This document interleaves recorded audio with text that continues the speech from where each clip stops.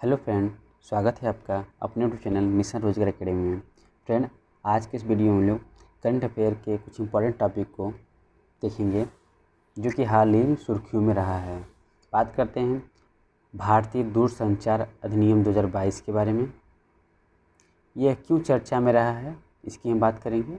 तो हाल ही में दूरसंचार विभाग DOT ने इंटरनेट आधारित ओवर द टॉप अर्थात OTT दूरसंचार सेवाओं को विनियमित करने के लिए भारतीय दूरसंचार विधेयक प्रस्ताव 2022 जारी किया है। भारतीय दूरसंचार विधेयक प्रस्ताव 2022 क्या है इसके बारे में देखते हैं। मसौदा विधेयक 3 अलग अलग अधिनियमों को समेकित करता है जो वर्तमान में दूरसंचार क्षेत्र को नियंत्रित करते हैं, जिसमें भारतीय टेलीग्राफ अधिनियम 1885, भारतीय वायरलेस टेलीग्राफी अधिनियम 1933 और द टेलीग्राफ वायर्स गैरकानूनी संरक्षण अधिनियम 1950 शामिल है। ट्राई की शक्ति में कमी। दूरसंचार विभाग ने सेवा प्रदाताओं को नए लाइसेंस जारी करने पर भारतीय दूरसंचार नियामक प्राधिकरण telecom regulatory authority of India अर्थात ट्राई की कुछ महत्वपूर्ण शक्तियों और जिम्मेदारियों को कम करने का भी प्रस्ताव दिया है। OTT विनियमन। सरकार ने इंटरनेट आधारित और OTT संचार सेवाओं जैसे WhatsApp call, FaceTime, Google Meet आदि को दूरसंचार सेवाओं के तहत शामिल किया है। यह मांग एक समान अवसर प्रदान करने के लिए दूरसंचार ऑपरेटरों द्वारा लंबे समय से की जा रही थी। फिलहाल जहां टेलीकॉम कंपनियों को सेवाएं देने के लिए लाइसेंस की ज़रूरत होती है, वहीं जबकि OTT प्लेटफॉर्म को नहीं।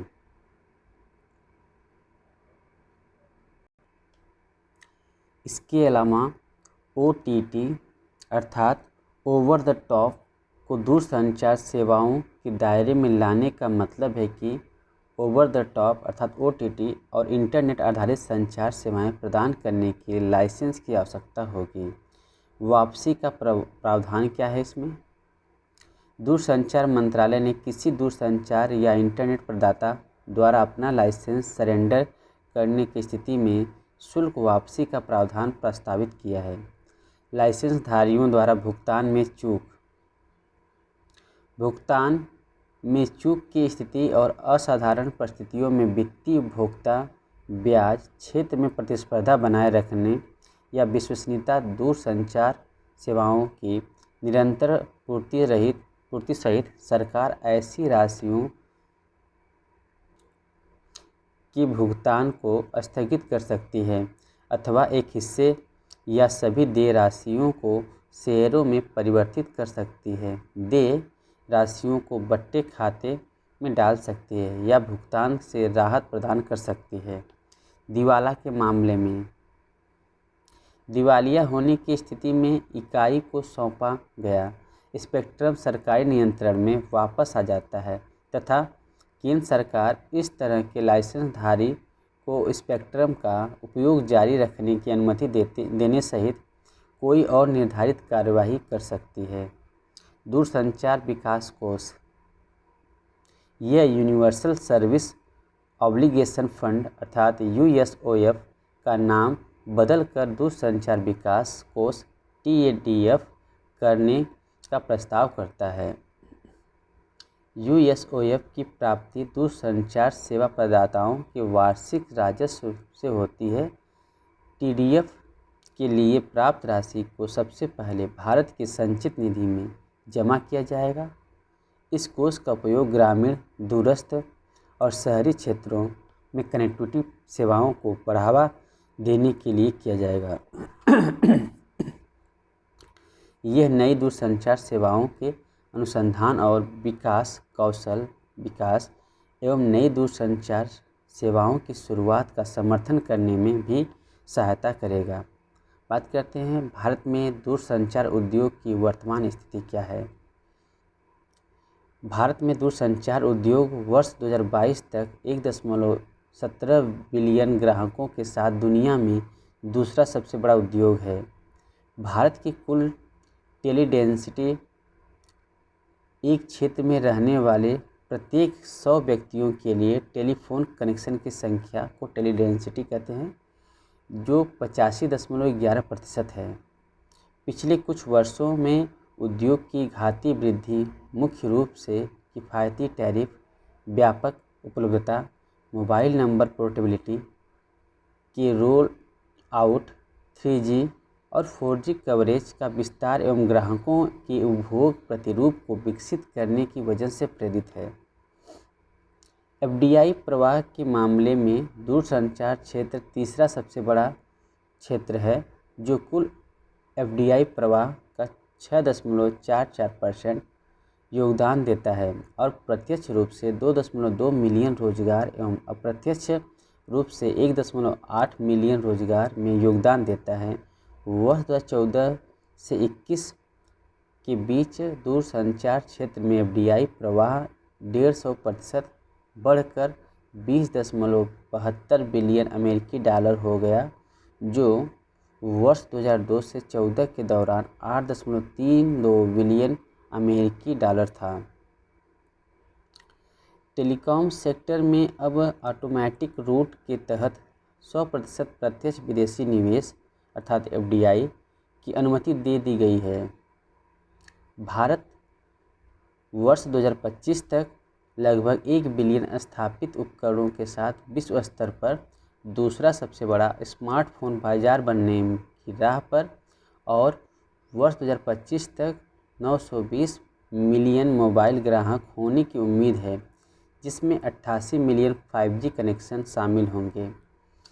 इससे संबंधित कुछ पहल भी देख लेते हैं। आत्मनिर्भर भारत अभियान के तहत PLI योजनाएं। दूरसंचार और नेटवर्किंग उत्पादों के निर्माण के लिए 12,195 करोड़ रुपए की उत्पादन संबद्ध प्रोत्साहन योजना अर्थात PLI योजना, मौजूदा PLI योजना की डिजाइन आधारित निर्माण योजना के लिए 4,000 करोड़ रुपए से अधिक के प्रोत्साहन निर्धारित किए गए हैं। दूरसंचार क्षेत्र में सुधार की बात करते हैं। वर्ष 2021 में तरलता बढ़ाने और दूरसंचार क्षेत्र के भीतर वित्तीय तनाव को कम करने के लिए बड़े पैमाने पर संरचनात्मक एवं प्रक्रियात्मक सुधार किए गए हैं। बात करते हैं भारत नेट परियोजना के बारे में।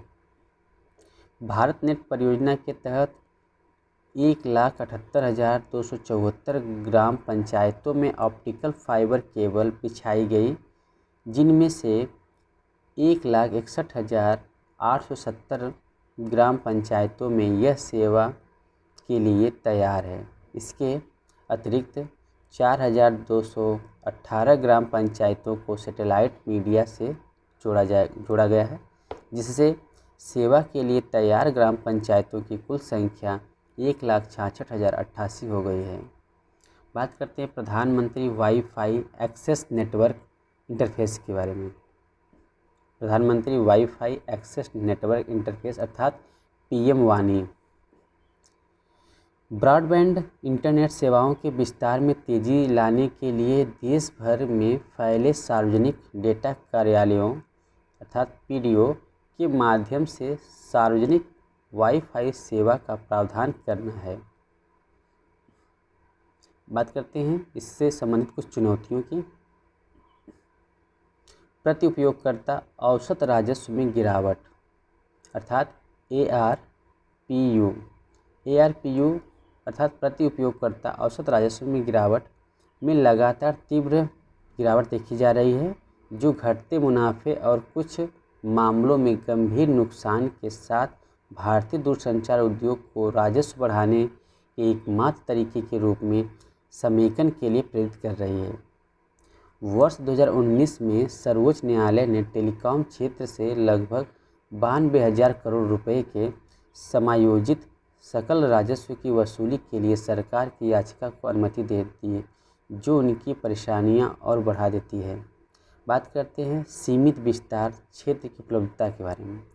उपलब्ध विस्तार क्षेत्र यूरोपीय देशों की तुलना में 40% और चीन की तुलना में 50% से कम है। कम ब्रॉडबैंड पहुंच। देश में कम ब्रॉडबैंड पहुंच चिंता का विषय है। पिछले अंतर्राष्ट्रीय दूरसंचार संघ ITU में ब्रॉडबैंड पर प्रस्तुत श्वेत पत्र के अनुसार भारत में ब्रॉडबैंड की पहुंच केवल 7% है। व्हाट्सएप, ओला आदि जैसे over the top OTT application को किसी दूरसंचार कंपनी से अनुमति या समझौते की आवश्यकता नहीं होती। इससे दूरसंचार सेवाओं प्रदाताओं के राजस्व संग्रहण में बाधा उत्पन्न होती है। दूरसंचार उपकरणों पर शुल्कों में भारी उतार चढ़ाव, जो कि केंद्रीय सर्वर से उपभोक्ता को पूरी प्रणाली से जोड़ने में योगदान देता है। ओवर द टॉप OTT अर्थात over the top platform audio और वीडियो होस्टिंग तथा स्ट्रीमिंग सेवाएं जैसे Netflix, Amazon prime video, Hotstar आदि हैं, जो कंटेंट होस्टिंग प्लेटफॉर्म के रूप में शुरू हुए, लेकिन जल्दी स्वयं भी लघु फिल्मों, फीचर फिल्मों के साथ वृत्तचित्र एवं वेब सीरीज बनाने व रिलीज़ करने में शामिल हो गए। ये प्लेटफॉर्म कई प्रकार की सामग्रियां प्रदान करते हैं और कृत्रिम बुद्धिमत्ता अर्थात आर्टिफिशियल इंटेलिजेंस का उपयोग करके उपयोगकर्ताओं को उस सामग्री का सुझाव देते हैं जिससे वे इस प्लेटफॉर्म पर अपनी रुचि के आधार पर देख सकते हैं।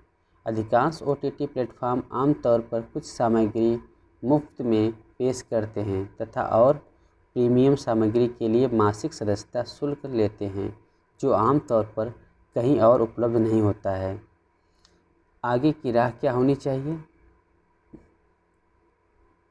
भारत में दूरसंचार क्षेत्र को विभिन्न चुनौतियों का सामना करना पड़ता है, जैसे पर्याप्त विस्तार क्षेत्र बनाए रखना और नई तकनीकों को तेज़ी से अपनाना, ताकि ग्राहकों को बेहतर एवं सुविधा संपन्न सेवा के साथ नई सुविधाओं और तकनीकों का उपयोग करने में सक्षम बनाया जा सके।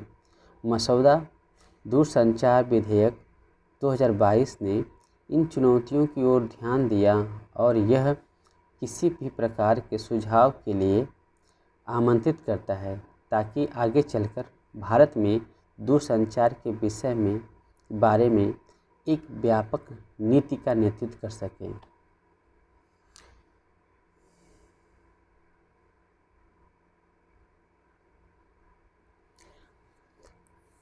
बात करते हैं आदिवासी वन अधिकार के बारे में।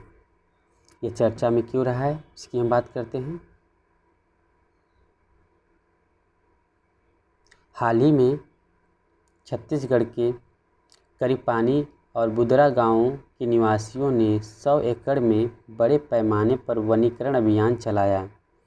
हाल ही में छत्तीसगढ़ के करीपानी और बुदरा गांवों के निवासियों ने 100 एकड़ के बड़े पैमाने में वनीकरण अभियान चलाया, क्योंकि यह ग्रामीणों का अपनी वन भूमि पर अधिकार सुरक्षित करने का अंतिम प्रयास था। राज्य के संरक्षित क्षेत्रों के 10 गांवों को 9 अगस्त 2022 को मनाए गए आदिवासी दिवस पर सामुदायिक वन संसाधन अधिकार अर्थात CFRR प्रदान किया गया, लेकिन करीपानी और बुदरा को ये अधिकार नहीं प्राप्त हुए हैं। सामुदायिक वन संसाधन अधिकार अनुसूचित जनजाति और अन्य पारंपरिक वन निवासी वन अधिकारों की मान्यता अधिनियम, आमतौर पर वन अधिकार अधिनियम या FRA के रूप में संदर्भित 2006 की धारा 3(1) फर्स्ट के तहत सामुदायिक वन संसाधन अधिकार सामुदायिक वन संसाधनों को संरक्षण, पुनः उत्पन्न या संरक्षित या प्रबंधित करने के अधिकार की मान्यता प्रदान करते हैं। ये अधिकार समुदाय को वनों के उपयोग के लिए स्वयं और दूसरों के लिए नियम बनाने की अनुमति देते हैं तथा इस तरह FRA की धारा 5 के तहत वे अपनी जिम्मेदारियों का निर्वहन करते हैं।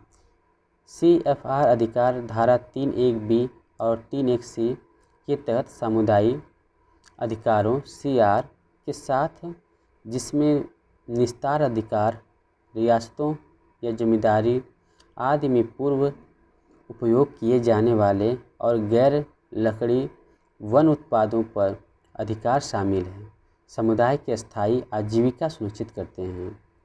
एक बार जब CFRR को किसी समुदाय के लिए मान्यता दी जाती है तो वन का स्वामित्व वन विभाग के बजाय ग्राम सभा के नियंत्रण में आ जाता है।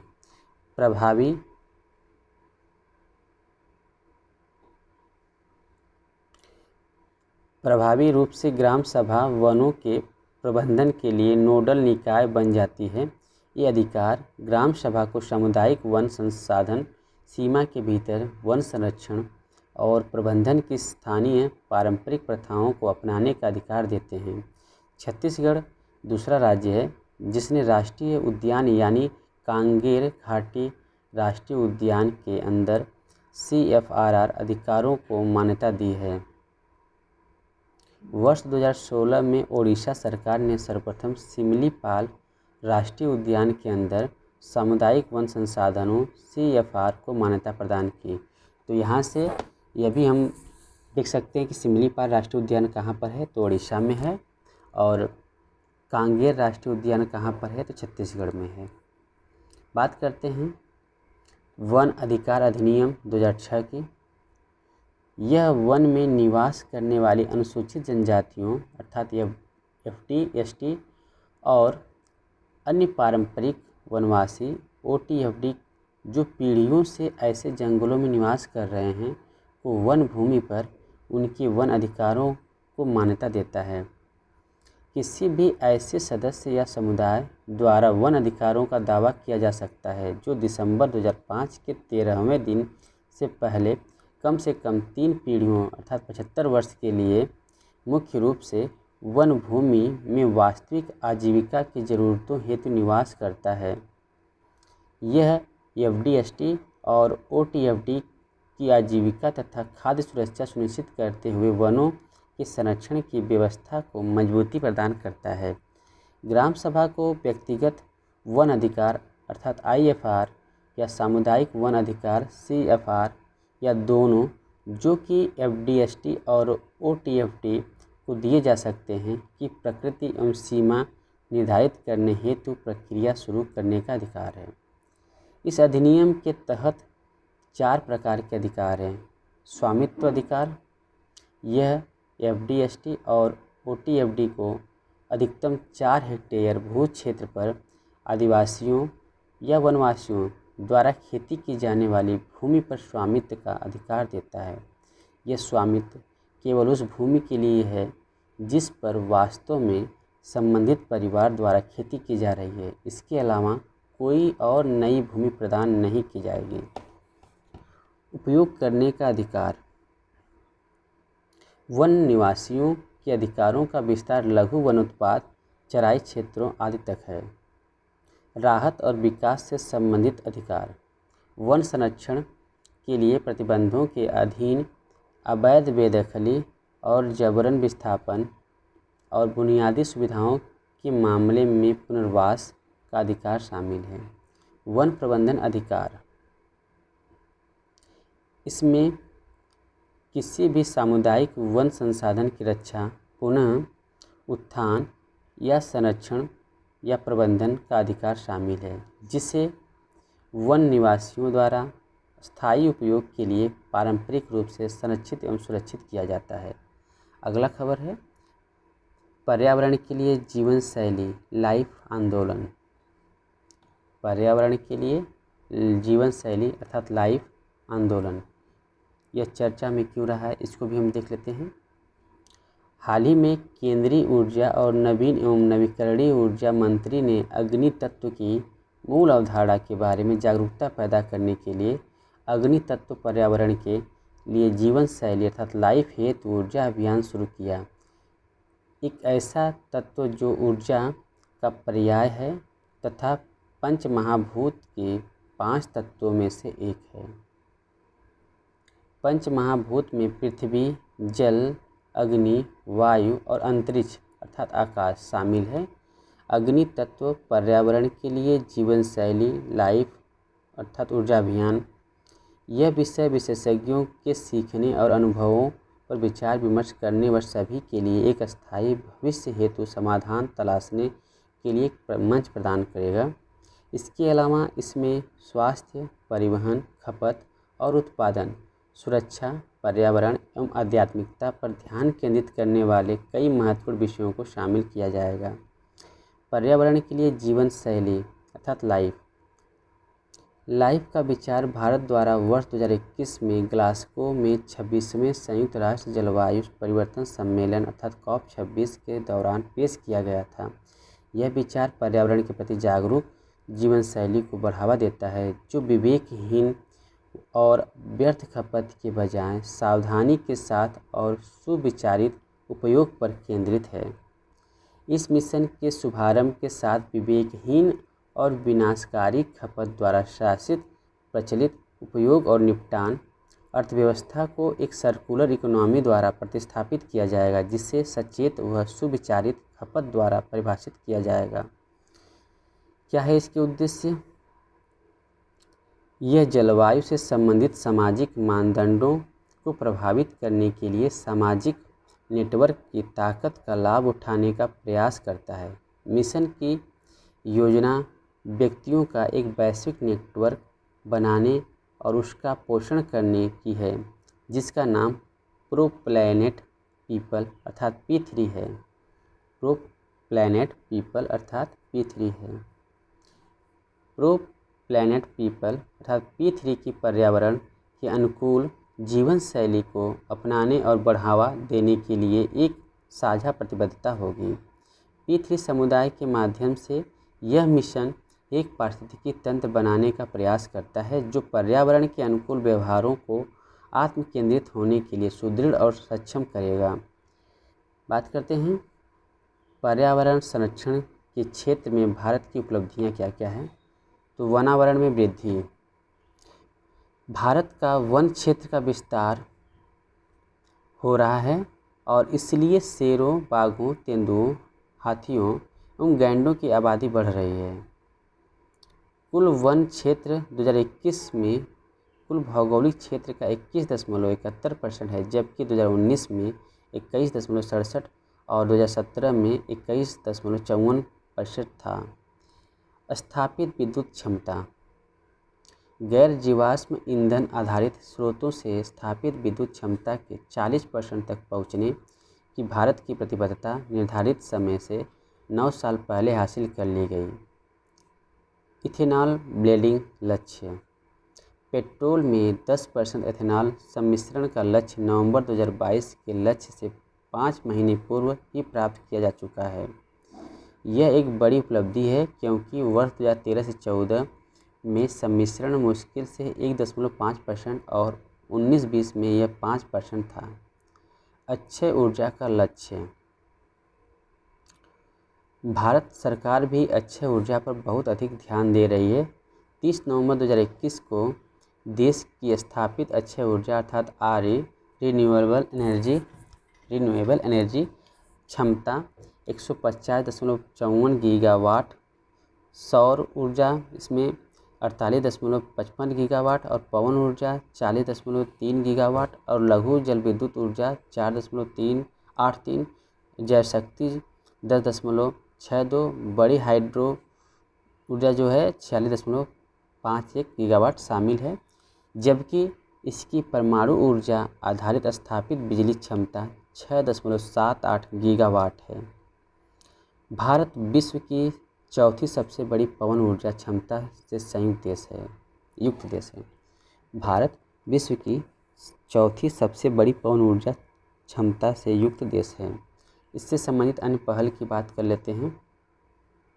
राष्ट्रीय वनीकरण कार्यक्रम यह वनों के आसपास के अवक्रमित वनों की पुनर्स्थापना और वनरोपण पर केंद्रित है।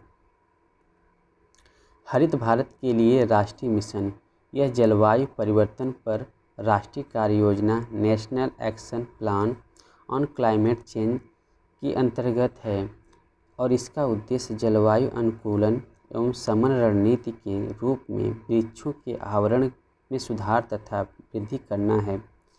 राष्ट्रीय जैव विविधता कार्य योजना इसे प्राकृतिक आवासों के क्षरण, विखंडन और नुकसान की दरों में कमी के लिए नीतियों को लागू करने हेतु शुरू किया गया है। ग्रामीण आजीविका योजनाएं। ग्रामीण आजीविका से आंतरिक रूप से जुड़े प्राकृतिक संसाधनों की मान्यता महात्मा गांधी राष्ट्रीय ग्रामीण रोजगार गारंटी योजना अर्थात मनरेगा और राष्ट्रीय ग्रामीण आजीविका मिशन NRLM जैसी प्रमुख योजनाओं में भी परिलक्षित होती है। तो ये रहे करंट अफेयर के कुछ इम्पोर्टेंट तथ्य। आशा करता हूँ फ्रेंड्स मेरे द्वारा लाए गए सभी वीडियो आपके लिए काफ़ी हेल्पफुल होगा। तो मिलते हैं अगले वीडियो में कुछ और भी इम्पोर्टेंट तथ्य के साथ। तब तक के लिए bye bye, thank you and have a nice day.